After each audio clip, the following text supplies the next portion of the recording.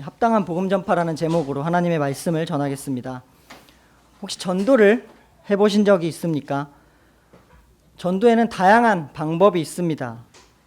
보통은 교회 행사, 즉 전도 축제 같이 행사가 있을 때 직접적으로 교회에 가자, 교회에서 예배를 드리자라는 방법이 대표적입니다.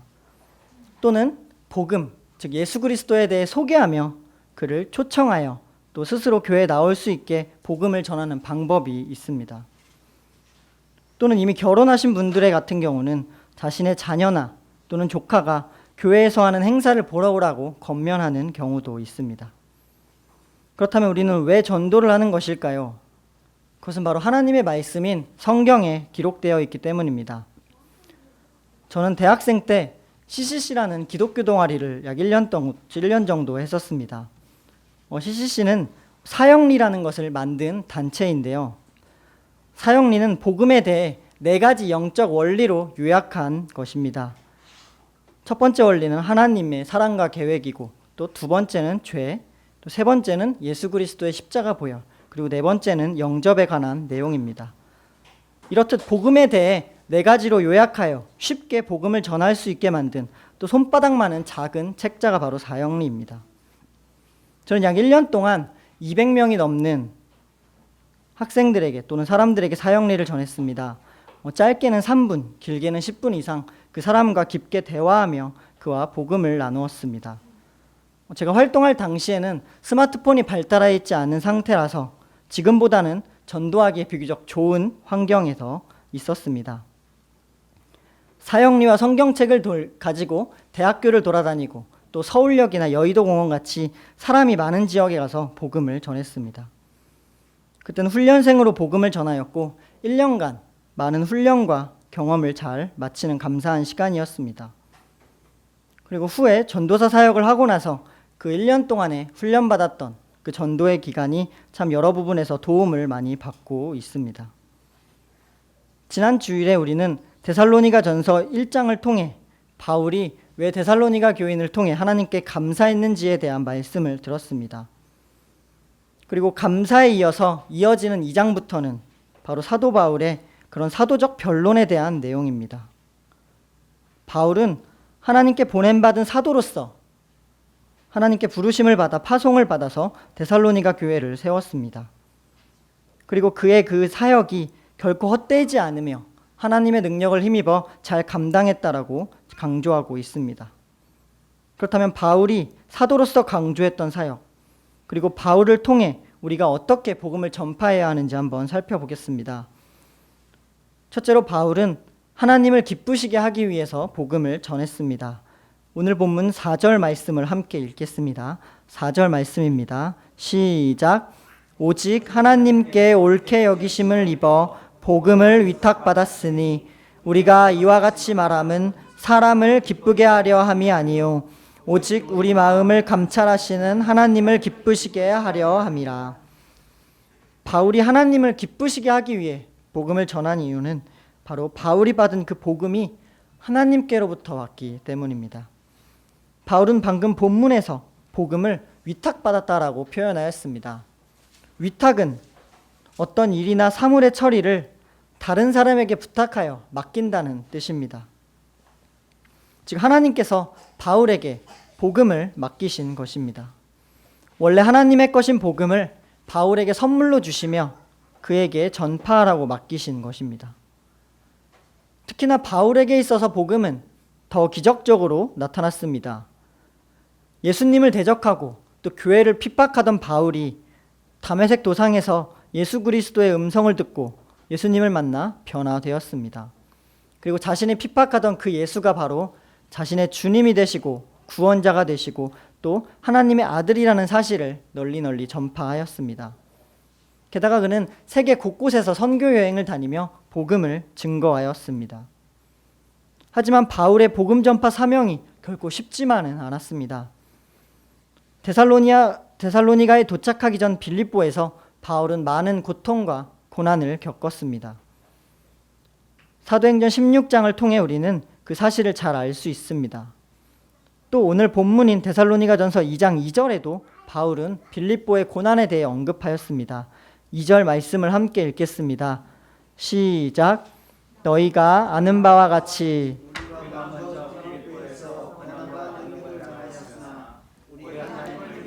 많은 싸움 중에 하나님의 복음을 너희에게 전하였노라. 빌립보에서 고난을 당하며 감옥에 갇힌 경험 이후에도 바울은 하나님의 능력을 힘입어 복음 전파 사명을 쉬지 않았습니다. 바울은 또 데살로니가로 이동하여 복음을 전할 때에도 많은 싸움이 있었습니다. 바울은 데살로니가에서 교회를 세우기까지 많은 고난과 고통을 또 당했습니다. 많은 유대인들이 시기하여 그를 공격하였고 바울은 어쩔 수 없이 밤중에 떠날 수밖에 없었습니다. 그리고 바울은 고린도후서 11장 23절에도 이렇게 고백하였습니다. 고린도후서 11장 23절 하반절을 제가 읽겠습니다. 내가 수고를 넘치도록 하고 옥에 갇히기도 더 많이 하고 매도 수없이 맞고 여러 번 죽을 뻔하였으니. 그는 복음을 전하기 위해 많은 고난과 고통을 당하였습니다. 죽을 뻔한 위기를 맞기도 했습니다. 태장을 맞기도 하였으며 돌에 맞기도 하였고 또 여행 중에 배가 파산한 사고를 당하기도 했습니다. 우리가 상상할 수도 없는 수많은 어려움을 겪으면서도 바울은 복음 전파의 사명을 그치지 않았고 그 사명을 포기하지 않았습니다. 왜냐하면 그 복음은 하나님께서 그의 주인이 되시고 구원자가 되신 하나님께서 바울에게 맡겨주신 복음이기 때문이었습니다. 그는 하나님을 기쁘시게 하기 위해 복음 사명을 잘 감당했습니다. 사도 바울 역시도 바리새인이었지만 그는 사람에게 보이려고 경건 활동을 했던 것이 아니라 복음을 주신 참 하나님께 감사함으로써 복음 전파 사명을 잘 수행하였습니다. 그럼 바울을 통해 많은 교회들이 세워졌고 그 중에 하나가 데살로니가 교회입니다. 그는 고난 중에도 데살로니가 사람들에게 복음을 전파했고 또 믿음의 본이 된 교회가 세워졌습니다. 이들의 믿음은 1장 8절에서 말하고 있듯이 참 좋은 믿음이었습니다. 고난 중에 있을 때에도 그들은 믿음을 저버리지 않았습니다. 그래서 믿음의 본으로서 여러 지역에 소문을 퍼지기도 했습니다. 고난 중에 복음을 전했던 바울을 통해 데살로니가 교회가 세워졌을 뿐 아니라 또 그 신자들은 하나님이 기뻐하시는 삶을 이어서 살았습니다. 이런 바울의 모습이 바로 우리의 모습이 되기를 바랍니다. 우리도 하나님께서 값없이 복음을 선물로 주셨습니다.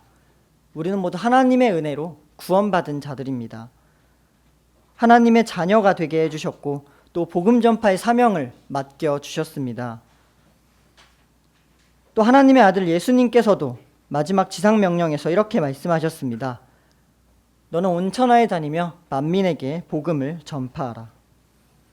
우리는 먼저 복음을 받은 자로서 구원받은 예수 그리스도의 제자로서 하나님의 복음을 전파해야 합니다.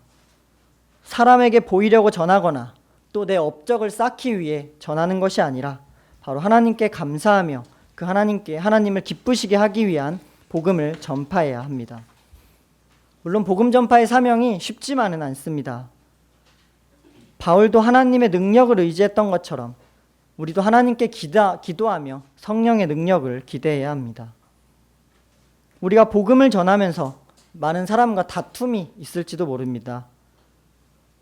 또 복음을 전하기 위해 재정을 많이 쓰기도 하거나 또는 사람과의 관계가 어려워질 수도 있습니다. 하지만 그렇게 복음을 전할 때 하나님께서 그 때가 될 때 그 신자를 하나님 앞에 돌아오게 할 때 천하보다 귀하다고 한 영혼이 주님께로 돌아오는 기쁨을 우리도 함께 누릴 것입니다. 하나님께서 기뻐하시며 천국에서 잔치가 열릴 것입니다. 이런 귀한 사역에 동참하시는 우리 모든 성도님들 되시기를 바랍니다. 고난이 찾아오더라도 하나님을 의지하며 그 능력을 통하여 극복하고 또 하나님께서 기뻐하시는 그 목적을 위해 복음을 전파하시기를 소망합니다. 둘째로 바울은 사랑의 자세로 복음을 전했습니다. 오늘 본문 7절과 8절 말씀을 함께 읽겠습니다. 7절과 8절 말씀입니다. 시작. 우리는 그리스도의 사도로서 마땅히 권위를 주장할 수 있으나 도리어 너희 가운데서 유순한 자가 되어 유모가 자기 자녀를 기름과 같이 하였으니 하나님의 복음뿐 아니라 우리의 목숨까지도 너희에게 주기를 기뻐함은 너희가 우리의 사랑하는 자 됨이라. 아멘. 바울은 사람의 영광을 구하기보다 하나님의 영광을 구했습니다. 또 사도로서 권위를 내세우기보다 하나님의 사랑과 헌신을 더 드러냈습니다. 바울은 유모가 자기 자녀를 기르듯이 온화하게 성도들을 보살폈습니다. 그 사랑이 얼마나 깊은지 자기 목숨까지 기쁨으로 내어줄 정도였습니다. 바울은 자신의 사역에 온 마음과 온 정성으로 동참했음을 알 수 있습니다. 바울은 누구에게도 아첨할 목적으로 사역을 하지 않았습니다. 그가 높아지고 그의 이름이 널리 퍼지길 원하지 않았습니다. 또 다른 사람들에게 영향력을 행사하기 위해 복음을 전파한 것도 결코 아닙니다. 그는 탐심의 탈을 쓰지도 않았습니다. 자신의 욕심을 감추기 위해, 자신의 욕심을 위해 사역을 감당한 것이 아닙니다. 또 돈에 대한 욕심 혹은 명예나 권력을 강구하는 마음도 바울의 태도와는 거리가 먼 것입니다. 물론 바울이 정치적으로 지위가 높은 사람들에게도 복음을 전파했지만 그것이 자신의 욕심 때문이고 자신의 권력욕 때문은 결코 아니었습니다. 오늘 본문 7절에서 유순한 자는 어린아이를 의미합니다. 그리고 유모는 바로 어머니 같은 분을 뜻합니다. 바울은 어린아이와 같이 순수함으로 어머니가 자기의 갓난아기를 돌보듯이 그러한 사랑의 돌봄을 강조하고 있습니다. 바울은 사람의 영광을 위해서가 아니라 바로 하나님의 기쁘심을 위해 계속해서 사역했음을 강조하고 있습니다. 그리고 그 방법은 바로 하나님께 받은 사랑으로 다른 사람들도 섬기는 것이었습니다. 바울은 자신의 이익을 증진시키려 하지 아니하였고 오히려 데살로니가 교회 신자들의 부모가 되었습니다. 바울은 사랑이 많고 그 사랑을 바탕으로 희생정신이 있었습니다. 바울은 그들이 자신을 잘 섬기도록 그들을 이용하기는커녕 그들을 섬기기 위해 자신의 목숨까지 내어주겠다고 결단하였습니다.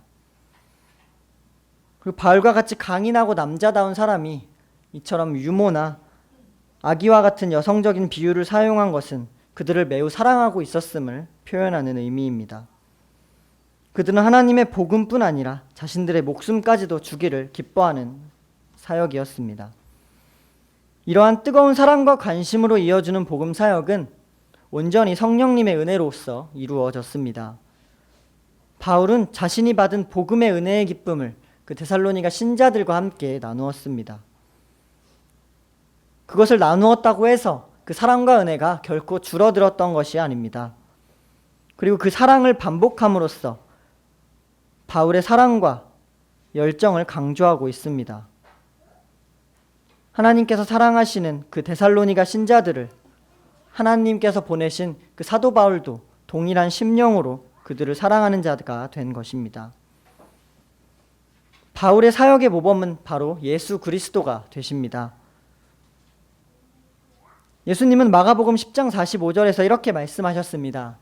인자가 온 것은 섬김을 받으려 함이 아니라 도리어 섬기려 하고 자기 목숨을 많은 사람의 대속물로 주려 함이니라. 하나님의 아들 예수님도 하늘 영광을 버리고 이 땅에 인간의 몸을 입고 오셨습니다. 그런데 예수님은 하나님의 모든 능력이 있음에도 불구하고 그 능력을 함부로 사용하시지 않으셨고 그 능력을 꼭 필요한 사람들에게 사랑으로 베풀어 주셨습니다. 예수님은 고아와 가부나 그런 많은 사회적 약자들에게 많은 사랑과 능력을 베풀어 주셨습니다. 또 친구가 없는 죄인과 세리들의 친구가 되어 주셨고 사랑으로 섬기셨습니다. 또 자신을 따르던 제자들의 발까지 씻겨 주셨습니다. 그는 죽기까지 복종하셔서 또 우리의 모든 죄를 지시고 십자가에서 죽으셨습니다. 이처럼 부모의 사랑이 아니고든 예수 그리스도도 또 사도 바울도 목숨까지 내놓을 수는 없습니다. 하나님 아버지께서 우리에게 베풀어 주신 사랑을 기억하여 우리도 그 사랑을 전파해야 합니다. 복음을 전할 때 내 직업이나 내 지위나 내 명예를 이용하는 것이 아니라 가장 낮은 곳에서 사랑으로서 드러내야 합니다. 하나님께서 이 세상을 사랑하셔서 독생자 예수 그리스도를 보내셨던 것처럼 또 많은 부모님들이 자신보다 자신의 자녀를 더 사랑하는 것처럼 우리도 복음을 전하는 자에 있어서 사랑으로 더 품어야 합니다. 그리고 사랑함에 있어서 차별을 두어서도 안 됩니다. 나를 사랑해주고 나에게 잘 대해주거나 내가 복음을 전할 때 호의가 있는 사람들에게만 사랑하는 것이 아니라 나를 싫어하고 나를 배척하고 복음을 잘 받아들이지 않는 원수라고 할지라도 하나님의 사랑으로 그들을 섬기며 그들을 품고 기도할 수 있는 우리 모든 올고등교회 성도님들 되시기를 소망합니다. 마지막으로 바울은 그의 삶에서 복음을 드러냈습니다.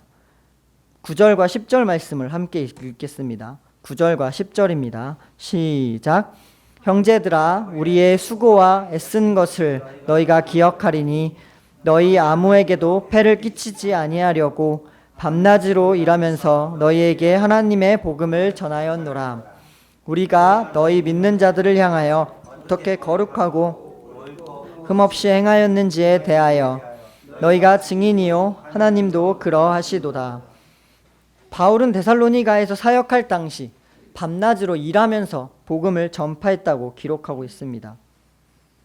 사도행전 18장 3절에 따르면 우리 모두 다 알다시피 바울의 생업은 천막, 즉 텐트를 만드는 일이었습니다.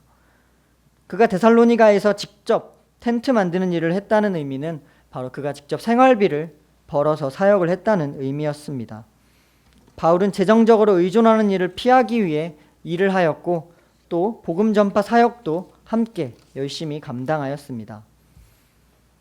바울이 이러한 자신의 노동에 대해서 말하는 목적은 바로 아무에게도 폐를 끼치지 않기 위해서입니다. 여기서 사용된 동사는 짓누르다, 부담을 지우다라는 뜻입니다. 즉 금전적 보수와 그런 공짜 음식, 공짜 숙박처럼 물질적 지원을 가리키는 것입니다. 바울은 사도로서 다른 교회에서 재정적 지원을 받기도 하였지만 데살로니가에서는 그러지 않았습니다. 바울이 데살로니가에서 선교 기초를 쌓을 때 그 기간 동안 그는 열심히 그리고 오랫동안 천막 만드는 일도 함께 병행하였습니다. 때문에 데살로니가의 그 새로운 신자들은 혹은 이방신에서 개종한 신자들은 바울을 재정적으로 지원할 필요가 없었습니다. 또 바울이 선교 사역을 하면서 자급자족하는 그런 배경은 고린도전서 9장 12절에도 잘 나와 있습니다.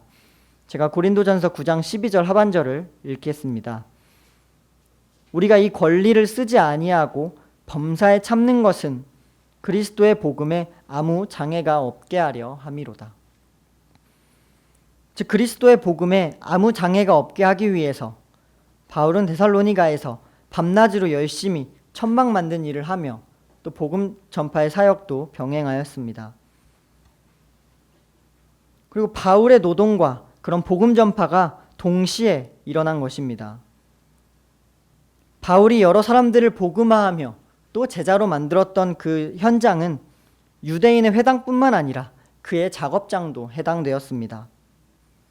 바울은 작업대에서 오랜 시간 천막을 만들고 또 천막을 위해 가죽을 만들면서 자급자족했을 뿐 아니라 함께 일하는 노동자들과 또 고객들과 많은 이야기를 나누고 그의 삶을 보여줬을 것입니다.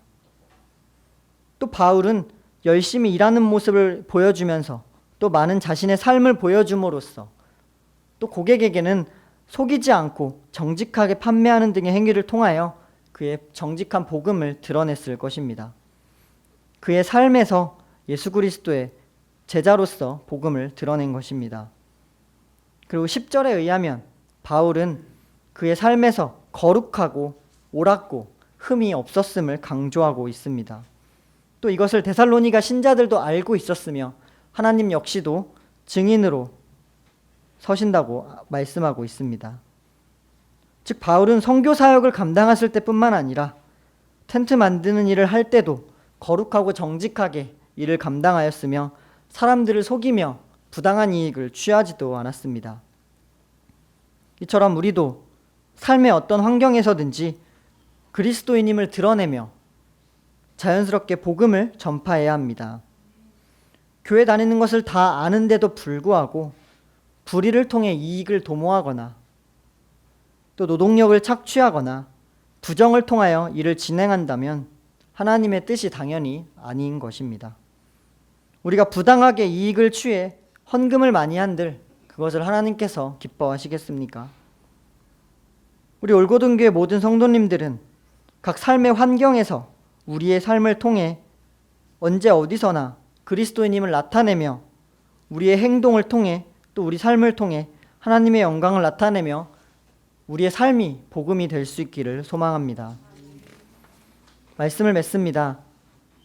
하나님께서는 바울을 부르셨는데 바로 하나님의 나라와 영광에 이르게 하기 위해 부르셨습니다. 12절 말씀을 함께 읽겠습니다. 12절 말씀입니다. 시작.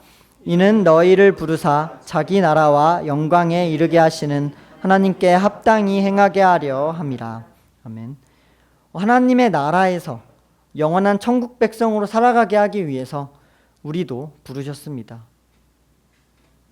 하나님께 영광을 돌리며 그리스도의 부활과 장차 받으실 영광을 함께 누린다는 의미입니다. 이것을 위해 하나님께서는 우리에게도 복음 전파의 사명을 맡기신 것입니다.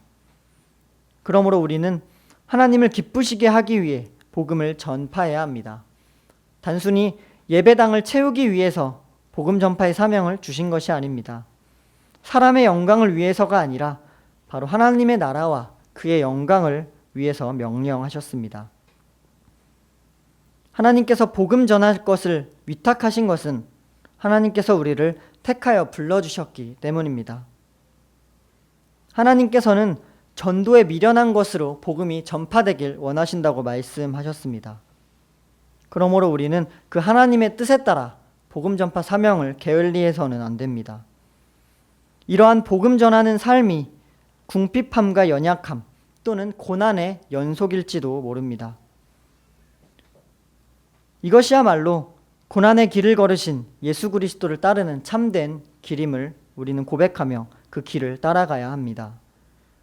우리의 삶을 돌아보며 또 그리스도인이라 고백하며 교회를 다니는 사람조차 하나님의 뜻과 하나님의 말씀대로 삶을 살기보다 그들의 욕심과 그들의 생각과 그들의 경험, 그들의 뜻대로 교만하게 살아가는 모습을 알 수 있습니다. 하지만 예수 그리스도를 진정으로 믿는 신자라면 우리의 주님이 되시는 그 삼위 하나님의 모습을 통해 우리 자신을 돌아볼 수 있어야 합니다. 우리가 믿음으로 고백하는 그 우리의 주 예수 그리스도가 우리 삶에서 진짜 드러나는지 한번 점검해 보아야 합니다. 하나님께서는 사람의 영광을 위해서 결코 부르지 않으셨습니다. 우리는 오직 하나님께 영광을 돌리며 그분을 기쁘시게 하기 위해 부름을 받았습니다. 또 예수 그리스도를 보내신 목적은 바로 그분을 찬양하고 그분께 영광을 돌리게 하기 위함입니다. 그러므로 우리는 그 예수 그리스도의 본을 따라 그의 복음을 우리의 삶에서 드러내며 살아가야 합니다. 하지만 우리 삶에서 복음을 전하고 또 말씀대로 살아간다고 생각하지만 내 유익과 내 욕심과 내 생각대로 내 또 고집과 경험이 앞장서고 있다면 하나님을 힘입어 살아가고 있지 않는 것입니다. 나를 위한 삶, 내 욕심과 야망으로 살아가는 삶입니다. 내 삶과 내 욕심을 위해 하나님을 이용하는 것은 아닌지 교회를 사용하는 것인지는 아닌지 한번 생각해 보시길 바랍니다. 복음 전하는 것을 방학 숙제처럼 생각하거나 혹은 습관처럼 반복하게 해야 하는 일로 여기는 경험이 없는지도 한번 고민해 봅시다. 사람을 의지하지 않았고 어떠한 역경과 고난에서도 하나님을 의지했던 바울. 하나님을 힘입어 살아갔던 그 바울의 존재는 바로 성령님의 능력으로서 가능한 것입니다. 하나님으로 만족하는 삶을 살며 하나님을 힘입어 그의 사랑으로 낮아지고 또 주님만 높였던 모습을 우리가 모두 교훈 삼아야 합니다. 우리는 하나님께서 맡겨주신 청지기임을 기억하고 복음 전파의 사명을 잘 감당해야 합니다. 우리를 위해 십자가에서 피 흘려 죽으신 그 예수 그리스도의 헌신을 기억하며 그의 사랑을 널리 전파해야 합니다. 그 예수 그리스도의 은혜에 감사하며 그 은혜를 힘입어 언제 어디서나 복음을 전하는 우리 모든 올고등교회 성도님들 되시기를 소망합니다.